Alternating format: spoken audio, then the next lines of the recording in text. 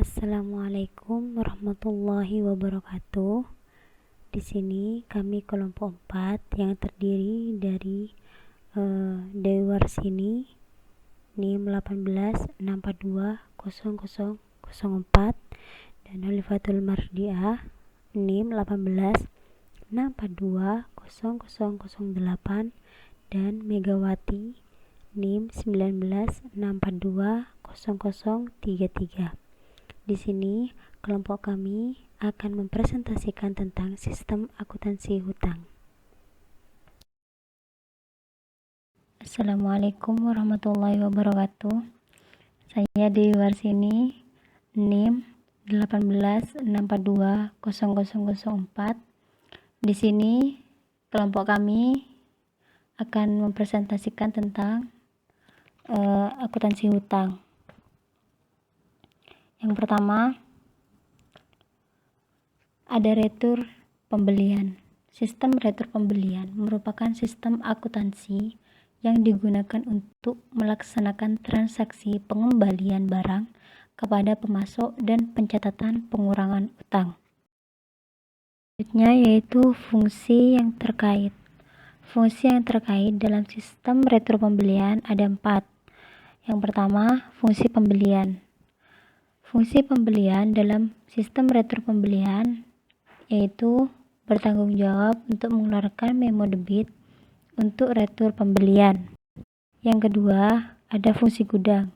Dalam sistem retur pembelian, fungsi ini bertanggung jawab untuk menyerahkan barang kepada fungsi pengiriman seperti yang tercantum dalam tembusan memo debit yang diterima dari fungsi pembelian. Yang ketiga, yaitu fungsi pengiriman. Fungsi pengiriman dalam sistem retur pembelian bertanggung jawab untuk mengirimkan kembali barang kepada pemasok sesuai dengan perintah retur pembelian dalam memo debit yang diterima dari fungsi pembelian. Yang keempat, ada fungsi akuntansi.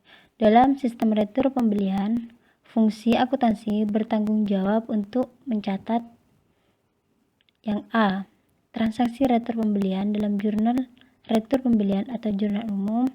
Yang B, berkurangnya harga pokok persediaan karena retur pembelian dalam kartu persediaan. Sedangkan yang C, berkurangnya utang yang timbul dari transaksi retur pembelian dalam arsip bukti kas keluar yang belum dibayar atau dalam kartu utang.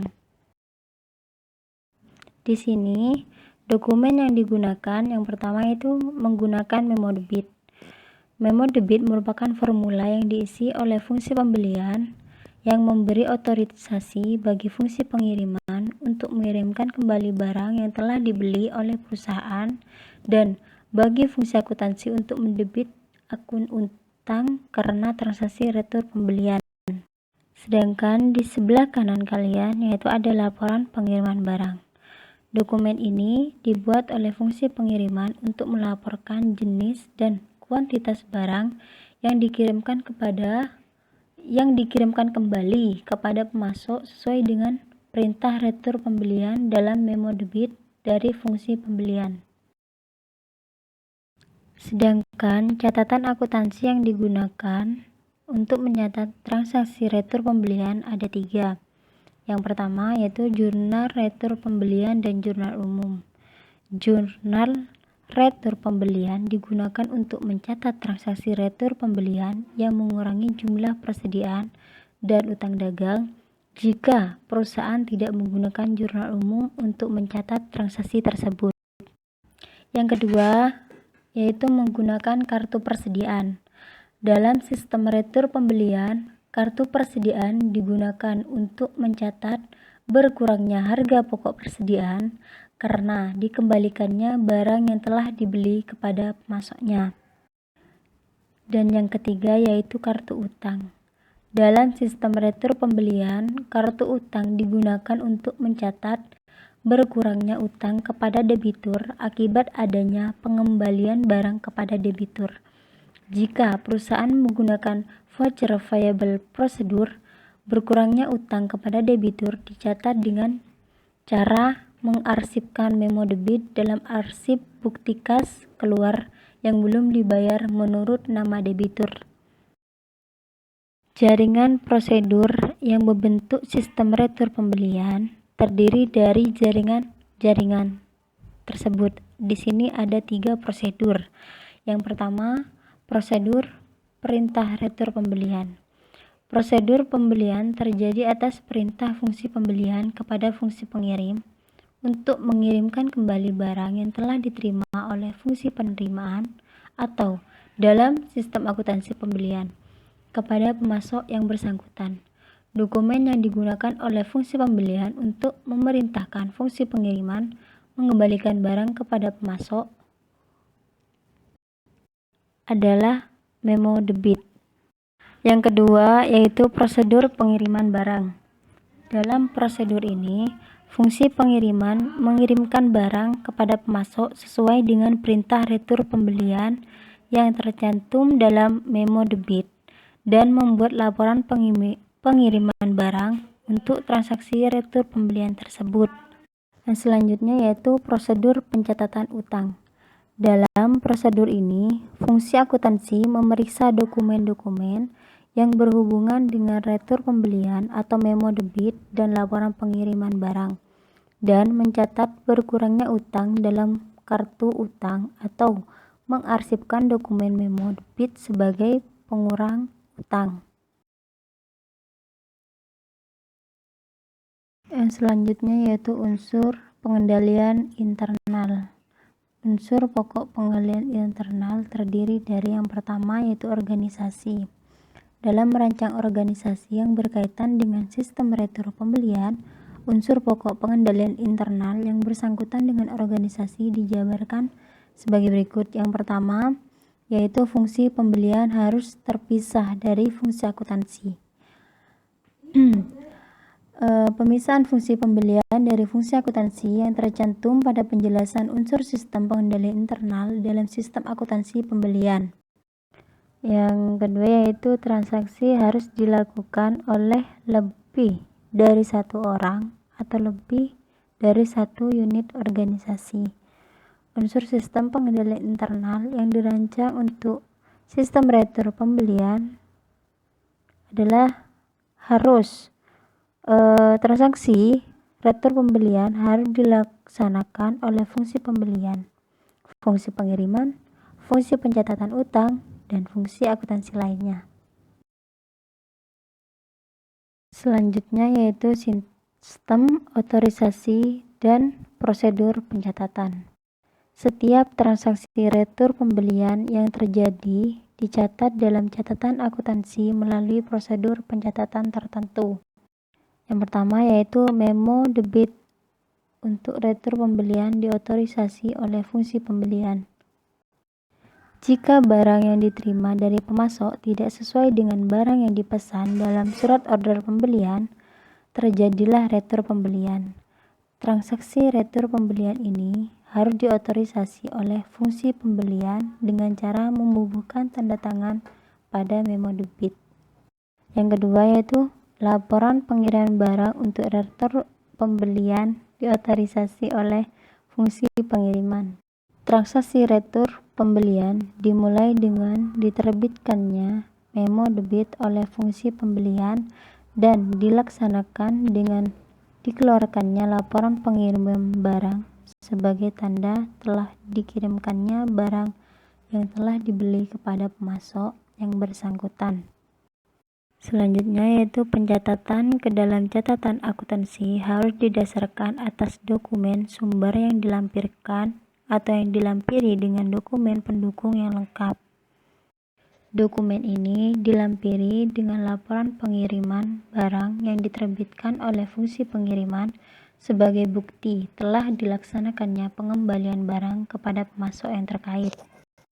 Selanjutnya yaitu pencatatan ke dalam catatan akuntansi harus dilakukan oleh karyawan yang diberikan wewenang. Penyimpanan memo debit dilampiri dengan laporan pengiriman barang dalam arsip kas keluar yang belum dibayar atau pencatatan memo debit ke dalam kartu utang diotorisasi oleh fungsi pencatatan utang dengan cara membubuhkan tanda tangan dan tanggal pencatatan ke dalam dokumen sumber atau bukti memo atau faktur dari pemasok. Yang ketiga yaitu praktek yang sehat. Pertama, menggunakan formulir bernomor urut tercetak, yaitu salah satu cara pengawasan formulasi dan dengan memikirkan pengawasan terhadap terjadinya transaksi keuangan. Selanjutnya, catatan yang berfungsi sebagai buku membantu utang secara periodik direkonsiliasi dengan akun kontrol utang dalam buku besar. Bagian pengiriman menerima laporan penerimaan barang beserta barangnya dari bagian gudang. Setelah itu, bagian pengiriman mengirimkan barangnya, lalu bagian pengiriman barang membuat laporan pengiriman barang yang berupa laporan penerimaan 2 rangkap dan memo debit nomor 4 dan 5 yang sebelumnya diterima dari bagian pembelian. Setelah itu, laporan penerimaan barang nomor 1 dikirim ke bagian utang, sedangkan laporan penerimaan barang nomor 2 dan memo debit nomor 4 dikirim ke pemasok sebagai packing slip. Dan memo debit yang nomor 5 diarsip permanen sesuai nomor urut.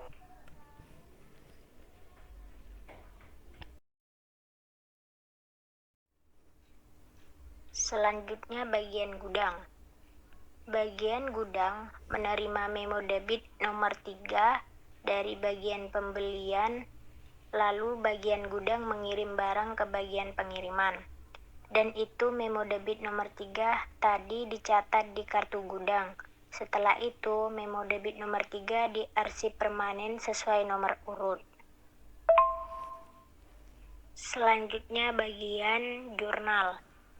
Bagian jurnal menerima laporan penerimaan barang dan memo debit nomor 2 dari bagian persediaan. Setelah itu, laporan penerimaan barang dan memo debit nomor 2 dicatat dalam jurnal retur pembelian, lalu laporan penerimaan barang dan memo debit nomor 2 dikirim ke bagian kartu persediaan. Bagian utang menerima memo debit nomor 1 dan 2 dari bagian pembelian. Bersamaan dengan itu, bagian utang juga menerima surat pengantar berupa LPB. Lalu, bagian utang membandingkan kualitas dalam LPB dengan memo debit. Setelah itu, memo debit dikirim ke pemasok, sedangkan memo debit nomor 2 dan LPB dikirim ke bagian kartu persediaan. Dilanjut dengan bagian persediaan. Bagian persediaan menerima memo debit nomor 2 dan LPB dari bagian utang. Lalu bagian kartu persediaan mengisi harga pokok persediaan. Lalu memo debit nomor 2 dan LPB tadi dicatat dalam kartu persediaan. Sebelum mencatat ke kartu persediaan, melakukan arsip bukti kas keluar yang belum dibayar sesuai nomor urut. Setelah itu, memo kredit 2 dan LPB dikirim ke bagian jurnal untuk dicatat dalam jurnal retur pembelian. Bagian kartu persediaan menerima kembali memo debit 2 dan LPB dari bagian jurnal untuk arsip permanen sesuai nomor urut. Assalamualaikum warahmatullahi wabarakatuh. Nama saya Holifatul Mardia, NIM 008. Di sini saya akan menjelaskan tentang prosedur pencatatan utang. Prosedur pencatatan utang ada 2 metode pencatatan utang. Yang pertama account payable procedure dan yang kedua voucher payable procedure. Dalam account payable procedure, catatan utang adalah berupa kartu utang yang diselenggarakan untuk tiap kreditur yang memperlihatkan catatan mengenai nomor faktur dari pemasok, jumlah yang terutang, jumlah pembayaran, dan saldo utang. Nah, Dokumen yang digunakan dalam account payable procedure adalah faktor dari pemasok, kwitansi tanda terima uang yang ditandatangani oleh pemasok, atau tembusan surat pemberitahuan yang dikirim ke pemasok, yang berisi keterangan untuk apa pembayaran tersebut dilakukan. Catatan akuntansi yang digunakan dalam account payable procedure adalah kartu gudang, jurnal pembelian, jurnal pengeluaran kas. Kartu gudang itu digunakan untuk mencatat mutasi dan saldo utang kepada tiap kreditur. Sedangkan jurnal pembelian digunakan untuk mencatat transaksi pembelian. Dan jurnal pengeluaran kas digunakan untuk mencatat transaksi pembayaran utang dan pengeluaran kas yang lain. Selanjutnya, prosedur pencatatan utang dengan account payable procedure adalah: yang pertama, faktur dari pemasok dicatat dalam jurnal pembelian.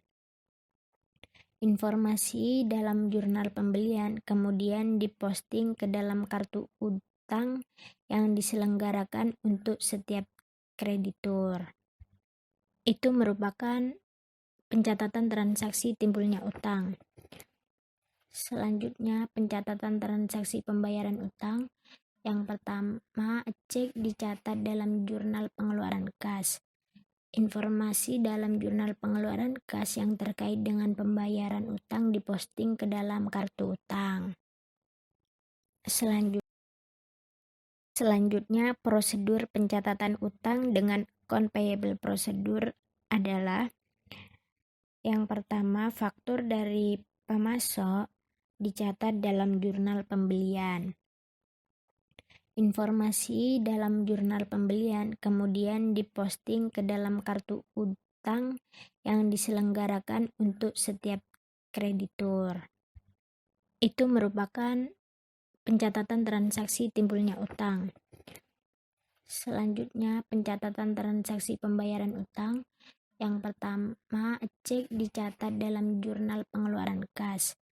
Informasi dalam jurnal pengeluaran kas yang terkait dengan pembayaran utang diposting ke dalam kartu utang.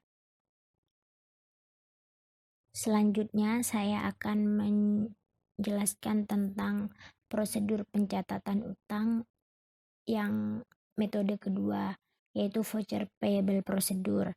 Dalam voucher payable procedure tidak diselenggarakan kartu utang, namun digunakan arsip voucher atau bukti kas keluar yang disimpan dalam arsip menurut abjad atau menurut tanggal jatuh temponya. Arsip bukti kas keluar ini berfungsi sebagai catatan utang. Dokumen yang digunakan dalam voucher payable procedure adalah bukti kas keluar atau kombinasi bukti kas keluar dan cek. Bukti kas keluar ini merupakan formulir pokok dalam voucher payable procedure. Formulir ini mempunyai 3 fungsi. Yang pertama, sebagai surat pemerintah kepada bagian kasa untuk melakukan pengeluaran kas sejumlah yang tercantum di dalamnya. Yang kedua, sebagai pemberitahuan kepada kreditur mengenai tujuan pembayarannya. Dan yang ketiga, sebagai media untuk dasar pencatatan utang dan persediaan atau distribusi lainnya. Dan catatan akuntansi yang digunakan dalam voucher payable adalah register bukti kas keluar atau register cek. Sedangkan prosedur pencatatan utang dengan voucher payable procedure dapat dibagi menjadi 2, one time voucher procedure dan build-up voucher procedure. Di sini saya akan menjelaskan yang one time voucher procedure terlebih dahulu. Dalam prosedur ini, untuk setiap faktor dari pemasok dibuatkan satu set voucher. One time voucher procedure ini dibagi menjadi 2. Yang pertama, one time voucher procedure dengan dasar tunai cash. Dalam prosedur ini, faktur yang diterima oleh pemasok Dalam prosedur ini, faktur yang diterima oleh fungsi akuntansi dari pemasok disimpan dalam arsip sementara menurut tanggal jatuh temponya. Pada saat jatuh tempo faktur tersebut, fungsi akuntansi membuat bukti kas keluar dan kemudian mencatatnya dalam jurnal pengeluaran kas dan dikirim ke kreditur bersama dengan cek. Bukti kas keluar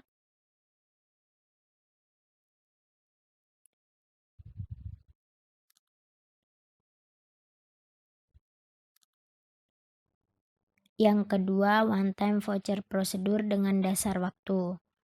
Dalam prosedur ini, pada saat faktur diterima oleh bagian utang dari pemasok, langsung dibuatkan bukti kas keluar oleh bagian utang yang kemudian atas dasar dokumen ini dilakukan pencatatan transaksi pembelian dalam register bukti kas keluar. Pada saat bukti kas keluar tersebut jatuh tempo, dokumen ini dikirim ke bagian kasa sebagai dasar untuk membuat cek untuk dibayar kepada pemasok. Pengeluaran cek ini dicatat dalam jurnal pengeluaran kas. Prosedur ini sering juga disebut sebagai full-fledged voucher. Pencatatan utang dengan voucher payable prosedur yang kedua itu build-up voucher prosedur. Dalam prosedur ini, satu set voucher dapat digunakan untuk menampung lebih dari satu faktor dari pemasok. Faktor yang diterima oleh fungsi akuntansi dari pemasok dicatat dalam bukti kas keluar. Kemudian bukti kas keluar dilampiri fakturnya disimpan sementara dalam arsip menurut abjad. Jika diterima lagi faktor dari pemasok yang sama oleh fungsi akuntansi, bukti kas keluar tersebut diambil dari arsip untuk diisi dengan informasi dari faktor yang baru diterima tersebut. Bukti kas keluar tersebut dikembalikan ke dalam arsip bukti kas keluar yang belum dibayar. Pada akhir bulan atau pada akhir jatuh tempo pembayaran yang lain, bukti kas keluar tersebut diambil dari arsip, dicatat oleh fungsi akuntansi ke dalam register bukti kas keluar, dan kemudian diserahkan kepada fungsi keuangan untuk dibuatkan cek.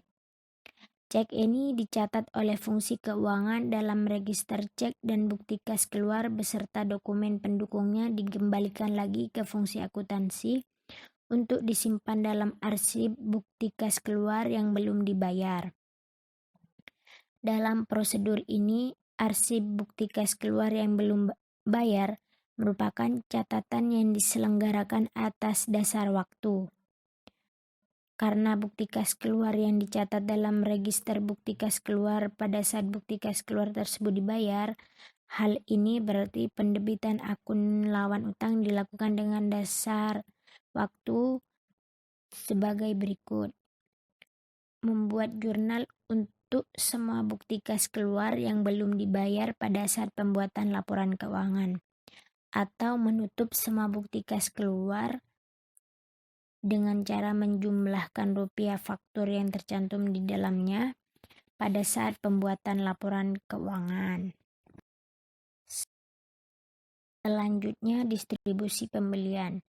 Distribusi adalah prosedur peringkasan rincian yang tercantum dalam media, misalnya faktur dari pemasok, dan mengumpulkan total ringkasan tersebut untuk keperluan pembuatan laporan. Jika diterapkan dalam pembelian, distribusi terkait dengan peringkasan pendebitan yang timbul dari transaksi pembelian dan pembayarannya untuk menyusun laporan dan pencatatan dalam jurnal.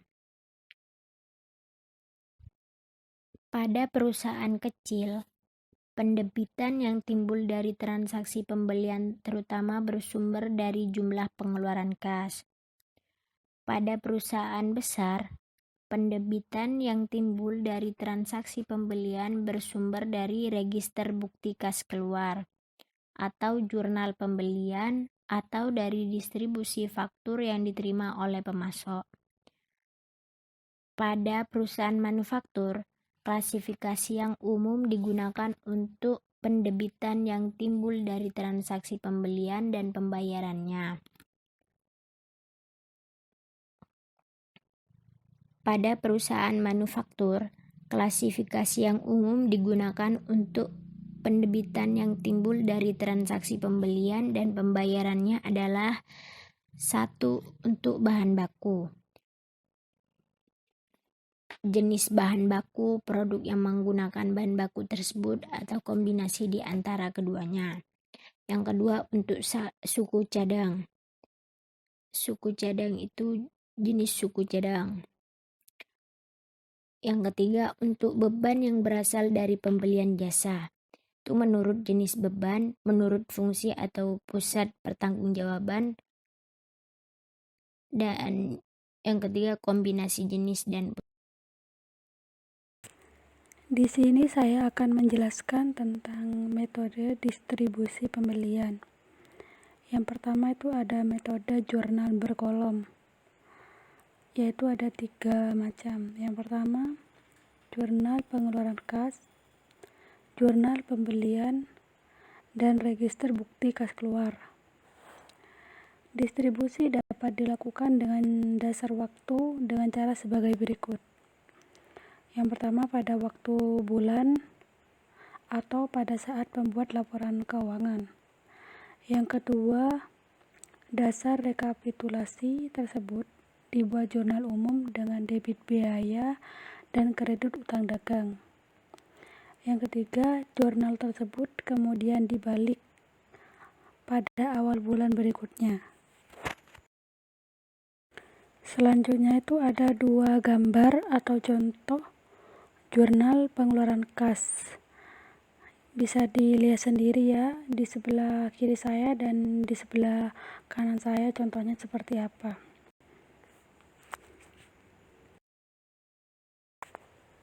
Dan untuk yang selanjutnya itu ada contoh atau gambar prosedur distribusi dengan akun berkolom, yaitu ada beberapa tahap. Yang pertama itu ada bukti kas keluar, yang kedua ada register bukti kas keluar, yang ketiga ada akun berkolom, dan yang terakhir itu ada laporan keuangan. Ini contoh gambarnya bisa dilihat sendiri.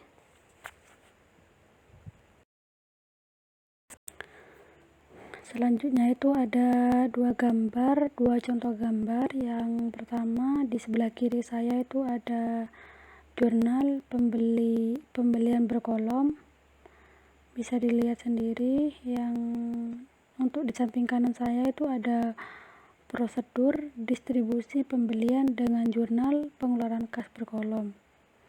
Itu ada beberapa tahap juga bisa dilihat sendiri ya. Untuk yang selanjutnya, yang kedua itu ada metode akun berkolom. Distribusi pendebitan dari transaksi pembelian dapat dilakukan dengan menggunakan akun berkolom juga. Dan yang selanjutnya itu sumber informasi untuk memposting ke dalam akun berkolom adalah register bukti kas keluar. Yang ketiga itu ada metode akun tunggal, yaitu penggunaan akun tunggal untuk mendistribusikan pendebitan yang timbul dari transaksi pembelian dilakukan melalui prosedur sebagai berikut. Yang pertama itu ada faktur yang telah disetujui untuk dibayar, diurutkan menurut klarifikasi yang dikehendaki. Yang kedua itu ada dari faktur yang disertai tersebut dibuat pre-last step. Yang ketiga itu ada faktur tersebut kemudian diposting ke dalam akun yang bersangkutan. Dan terakhir itu ada laporan dibuat berdasarkan informasi yang terkumpul dalam akun. Di samping kanan saya itu ada contoh akun berkolom. Untuk lebih jelasnya bisa dilihat seperti apa contohnya.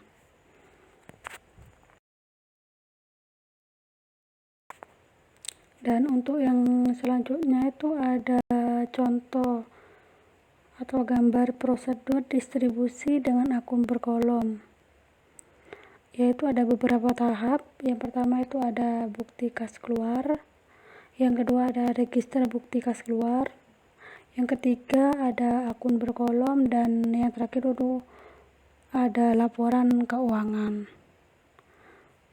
Ini contoh gambarnya, bisa dilihat sendiri.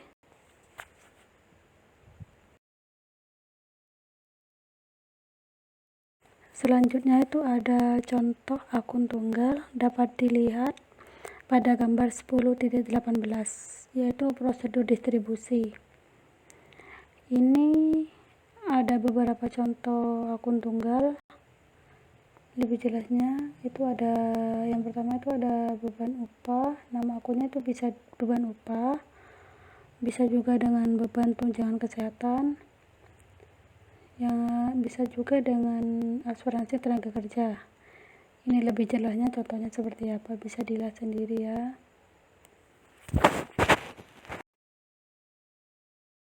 Selanjutnya itu ada gambar 10.19, yaitu prosedur distribusi pembelian dengan akun tunggal. Juga ada beberapa tahap, mungkin lebih jelasnya bisa dilihat sendiri gambarnya seperti apa ya. Tahap yang pertama itu ada faktur, mengurutkan faktur, dan lain-lain sebagainya, bisa dilihat sendiri juga ya.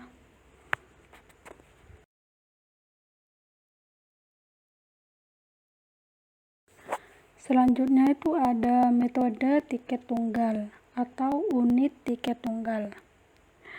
Berdasarkan bukti kas keluar yang biasanya berupa media campuran, dibuat tiket tunggal untuk setiap unsur klarifikasi yang tercantum di dalamnya. Di samping itu ada contoh prosedur distribusi dengan tiket tunggal. Itu tahapnya juga lumayan cukup banyak. Tahapnya seperti apa itu bisa dilihat sendiri gambarnya seperti apa lebih jelasnya.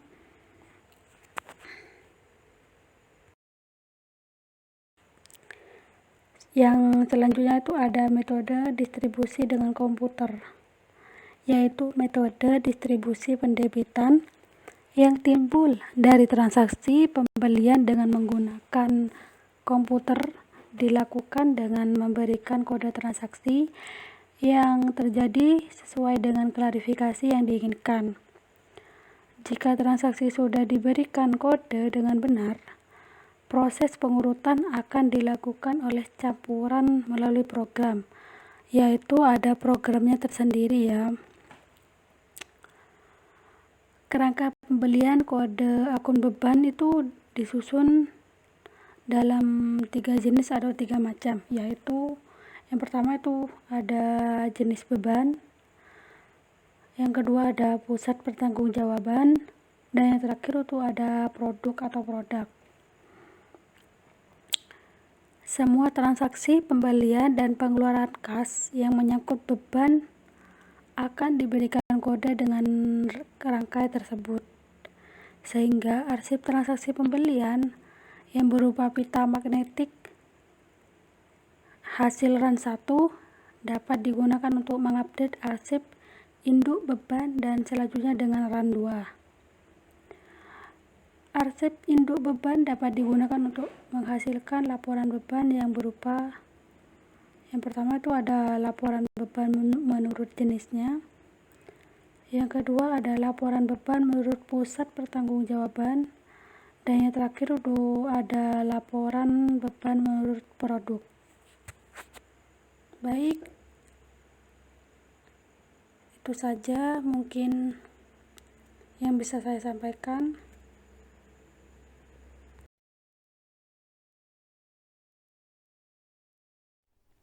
Sekian presentasi dari kelompok 4. Kurang lebihnya kami mohon maaf yang sebesar-besarnya. Assalamualaikum warahmatullahi wabarakatuh. Mungkin dari presentasi kami ada yang mau ditanyakan, monggo silahkan.